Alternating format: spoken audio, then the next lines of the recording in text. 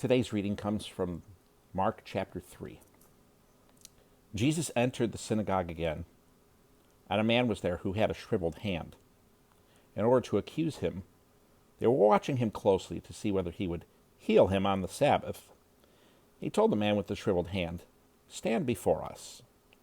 Then he said to them, "Is it lawful to do good on the Sabbath or to do evil, to save life or to kill?" But they were silent. After looking around at them with anger, he was grieved at the hardness of their hearts and told the man, "Stretch out your hand." So he stretched it out, and his hand was restored. Immediately the Pharisees went out and started plotting with the Herodians against him, how they might kill him. When Jesus departed with his disciples to the sea, and a large crowd followed from Galilee, and a large crowd followed from Judea, Jerusalem, Idumea, and beyond the Jordan, and around Tyre and Sidon, the large crowd came to him because they heard about everything he was doing. And he told his disciples to have a small boat ready for him, so the crowd wouldn't crush him. Since he had healed many, all who had diseases were pressing toward him to touch him.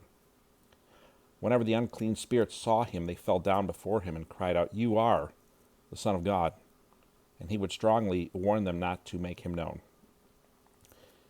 Jesus went up the mountain and summoned those he wanted, and they came to him.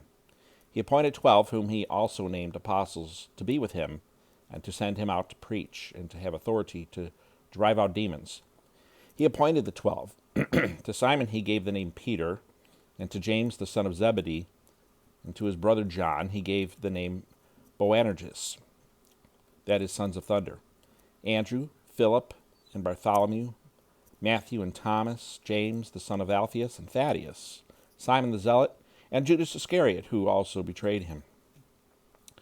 Jesus entered a house, and the crowd gathered again, so that they were not even able to eat.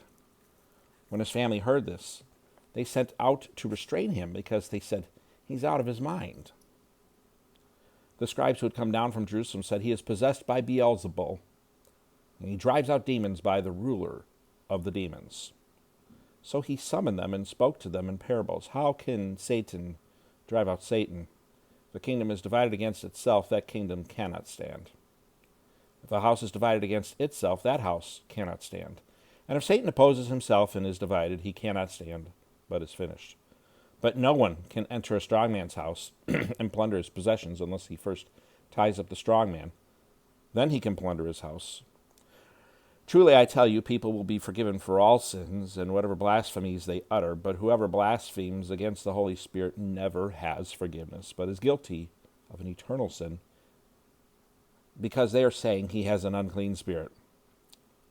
His mother and his brothers came, and standing outside they sent word to him and called him. A crowd was sitting around him and told him, "Look, your mother, your brothers, and your sisters are outside asking for you." He replied to them, "Who are my mother and my brothers?" Looking at those sitting in a circle around him, he said, "Here are my mother and my brothers. Whoever does the will of God is my brother and sister and mother." Mark chapter 3. Thanks for joining me today. Hope you have a wonderful day, and I hope to see you tomorrow.